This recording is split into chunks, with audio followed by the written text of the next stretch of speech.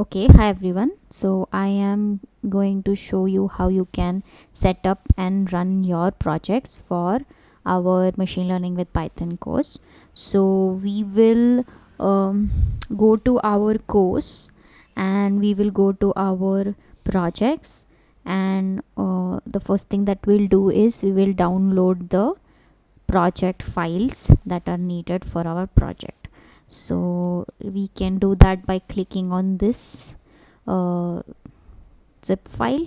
It's a gz file. So you can click on this, the file gets downloaded into your system, and if you check the file out, inside the file what you will see is you have a sentiment analysis folder. Okay, so and this folder I have kind of gotten it on my desktop, but this is essentially what is there inside our projects. So if you look at the list of files, we have certain data files, we have certain Python files. So the .py files are Python files, text files and tab separated values or tsv files are for our data. So the next thing that we will do is you can go to conda or pip, whatever. So these are package managers, and what do I mean by package managers is Python is an open source has an open source community, right? So on Python, specifically for data science purposes, there are certain libraries that we'll use very often, which are the NumPy, Pandas, Matplotlib, and all those things. So these are libraries, or you can say certain functionalities which some other people have already built for us, and they have given it to us for us to use in form of packages. And what these package managers do for us is it lets us download these packages onto our system, so we can start using the code that's inside those packages and make our life easy. So conda is one such uh, package manager. So you can download conda for your particular system. So for downloading conda, you can go on their website and you can check for what. So mine is a Mac, so I can download it. For Windows, you can download yours, and once it's downloaded, that's when, so you I have it downloaded already on my system. So you can see here I've already downloaded it. So that's one thing that we had told to download. There is another package manager which I personally use, which is called pip. So pip is also a package manager. It lets you download those packages, and you can look at how to install pip through this pip documentation. So I have it downloaded onto my system. So you can choose either pip or anaconda and download it. So that is one. And then since we are writing code, we want some kind of editor that we would want to use, and there are many editors. What these editors do is they make our life easy when we code. So they have all these documentation for like the languages that they support inbuilt. So sometimes they kind of prompt us with the methods that are available. They make our life easy. That's the job of an editor. And according to Professor Kohler, we have Visual Studio Code, which is something I use as well. So you can download Visual Studio Code from their website, and I already have it. Or you can choose any other editor like PyCharm, but Visual Studio Code by far I find is a really good choice, and Professor Kohler also said the same. So I have Visual Studio Code installed. So if you go and open your Visual Studio Code, this is the first screen that you will see, right? And what you have to do is, now you remember the project that we had downloaded before. So we are just going to open that folder here. So I'm going to click on open. I'm going to go to desktop, and this is the sentiment analysis folder. So I'm just going to select that folder and say open. And here in the explorer, then you can see all the files. You can say yes, I trust. And here in the explorer, you can see like all the files that we are gonna use. So we have our text files, we have our tsv files, and then we have our Python files, which are marked with this Python logo. So you can see the .py files here. Now in these we have 4 types of .py files. Other than the py files, all are our data files, so we don't have to worry about them. But if you look at the .py files, this is the main.py. What main.py does is it basically does a lot of setup for us. So you can see it's loading training data and test data and labels and all those things. And this is where our program will begin. Every Python program begins at the main.py file. Okay. So it's like setting it up. So this basically takes care of loading our data. Then we have our project1.py file, which is our main file. Okay, so this file is our main file. This is where we are gonna write our code. You can see here, right? So this is where we are gonna experiment, and this is essentially the only file that we will edit. We won't touch any other files. Like we won't change anything in other files. So this is where we are gonna write our code. Then you have a test.py files. So here we have all the test cases that are hosted on the edX platform. So if I write a code here, say for hinge loss single function, if I write some code here, then there are some test cases on the edX platform which they will test against the code that I have written, and they'll make sure that this function gives us the correct answers or not. So those test cases are configured in this file. So if you look at the end of this file, you will basically see, so this is the main function that gets called when we run the test.py file, and you will see that here you have all the check functions or test functions for each of the individual methods which we have to code, right? So these are the tests, and above all that you have the test cases written for it. So we don't have to worry about what this does. So you can just check out like what sort of tests are present on this particular say this hinge loss single method. So I can go to the hinge loss single method at the top, and I can check what are the test cases that it is looking for. I don't even have to do that, like just in case we want to debug if something is not going as planned, then that's what we can do. But essentially what the test file is doing is setting up all the tests and then calling them one by one for us to check. And then we have a utils.py file. This is basically utilities that are being set. It's like some code which needed to be written, and it basically makes our lives easier. We don't have to touch anything here. It's like more setup, more utilities, so you don't have to worry about this as well. So our main job is writing our code in this file, and in the test file is we will run and check whether our code works or not. Okay, so now a lot of us don't have NumPy or Python, like NumPy or the other packages that we are talking about, installed already. Now I do, but I will show you how you can install these using Visual Studio Code only. So you can see here NumPy is a package that is needed. This random and string, all these are already present in the Python language, so you don't have to install them separately.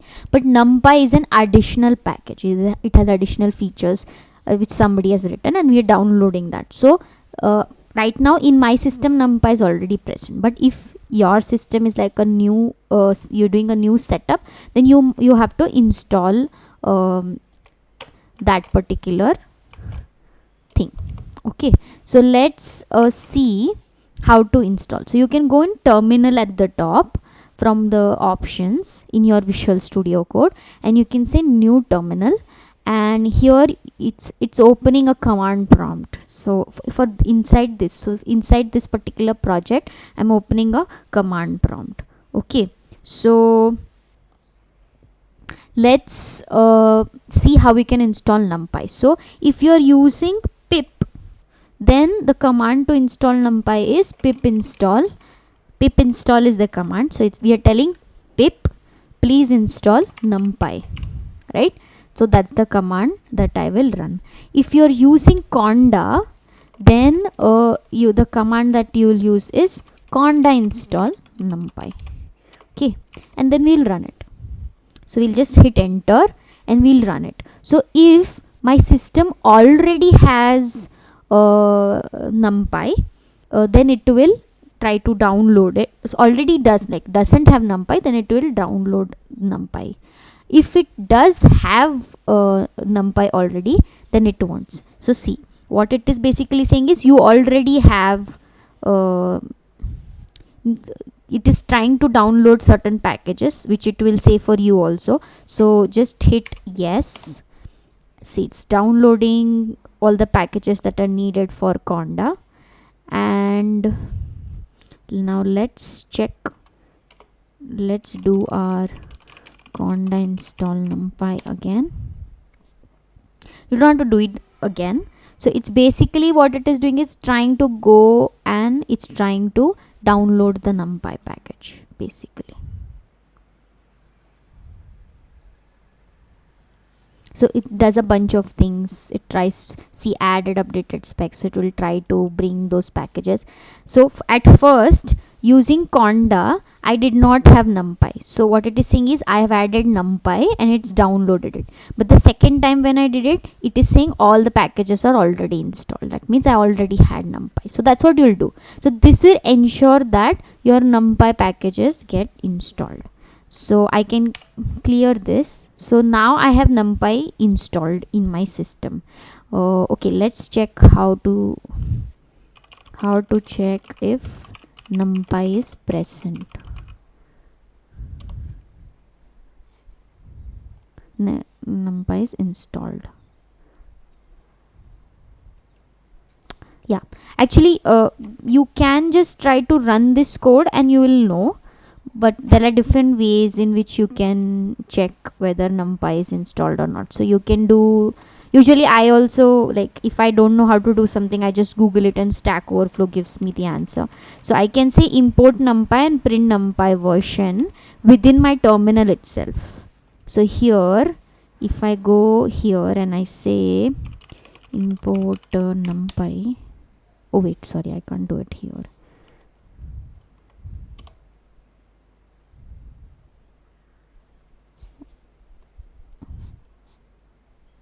Let's try to run the project and see if we can figure if it gives out an error when we try to run the project1.py file, that means numpy is not installed properly. So then we'll figure out, but that's the usual command. So you either do conda install numpy or pip install numpy. Now so how do I run the project? How do I test my stuff on my local system? That would be a question. So the first thing that we'll do is we will write tests one by one, right? So we will write tests for this function, then we'll write test for this function, and we want to check just those functions. So what I recommend is first just go ahead and comment everything out.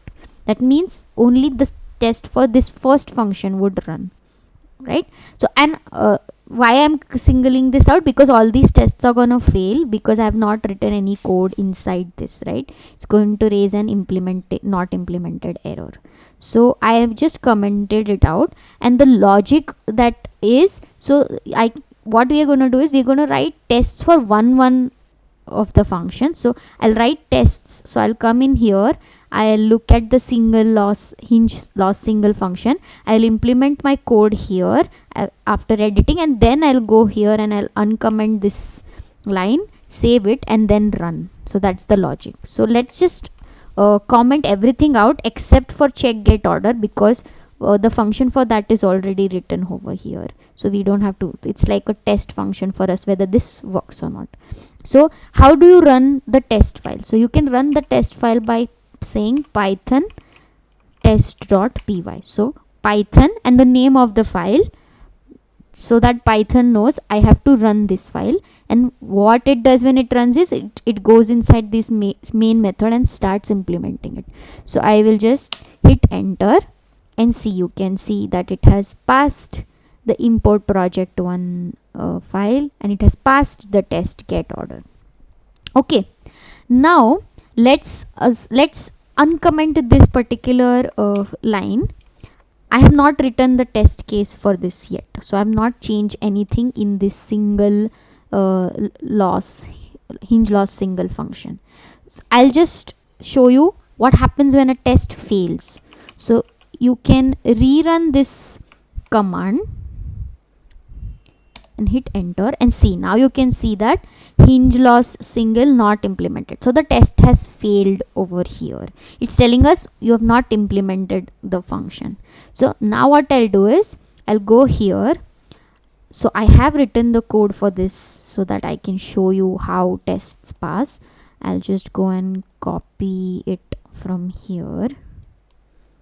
So just an example so that everyone can get started on this. So I have this code written. What I'm going to do is I'm going to just paste it here. Be careful of the indentations in Python. See, that's a good thing about editors. See, so why do we need an editor? Why can't we just type it in a text file? Because the editor will tell you your code is not intended. So it does all these nice features for you. That's why we use editors. They make our life easy. So then it's telling me that it's not indented. It even gives a warning. It's saying unexpected indentation, so it tells you what's the problem. So you can remove. So I've written this code. I don't need this anymore. So I have this code set up now, right, for the single loss. So this is what we are gonna do. We are gonna come here. We are going to change a particular function, implement our code, and then come in the test file, uncomment that particular test, and then we're going to run it again. So I'm going to run python test.py and see, now it's passed, right? So that's what we're going to do. This is going to be the process. So I will do some changes here, maybe just copy pasting the same thing, but I can do the changes here, save it, then I can come back. I can uncomment this line because I wanted to test that particular function, and then I'm gonna run again. See, it's giving me errors now. So this is how you will go and debug. Now you will look at, oh, what is happening? Feature vector is not defined. So I'll go in my project1.main and I can actually see that it was already giving me a warning that feature vector is not present, because here we have a feature matrix, not a feature vector. So I'm going to fix that error here, and then I'm going to fix label is not there, labels is there, whatever. So this is just sample code. So I'm just showing you how do you debug. Now I've saved, no warnings. I will remove this, save it again. It is going to fail because it's the same as above, which is not correct. So I'm going to clear this. I'm going to again say python. See, now it's telling me, it's giving me some errors. Now that would be our job, to go and check why it's happening. That's called debugging. So I'll go and read if z is less than 1. I'll try to see what sense does it make, and then I'll go and do some changes in my code here and again run python test.py. So this is how the process is going to be. This is how you will keep on running the tests and doing your project. Okay, so that is it. Do let me know if you face any other problems. I would be happy to help. Thank you so much.